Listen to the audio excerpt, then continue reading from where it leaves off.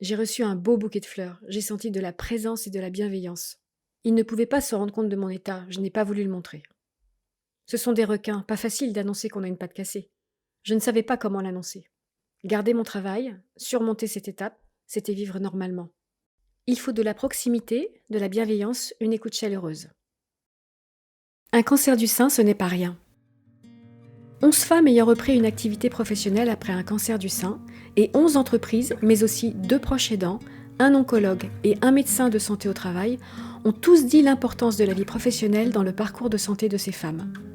Après les soins, parfois pendant, il faut reprendre une activité professionnelle.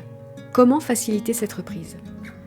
Du côté des femmes, il s'agit de retrouver une qualité de vie satisfaisante et une place dans leur milieu professionnel. Du côté de l'entreprise, il s'agit de concilier performance et solidarité.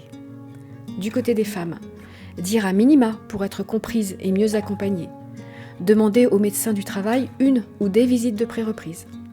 Du côté des entreprises, apprendre à mieux connaître les effets des traitements, accompagner dans la durée en cherchant l'adéquation entre les capacités et la charge de travail, soutenir le management de proximité et le collectif de travail, identifier un référent, point d'entrée unique pour la gestion de la situation, promouvoir la visite de pré-reprise, expliciter la reconnaissance de qualité de travailleurs handicapés, solliciter l'aide d'un tiers extérieur.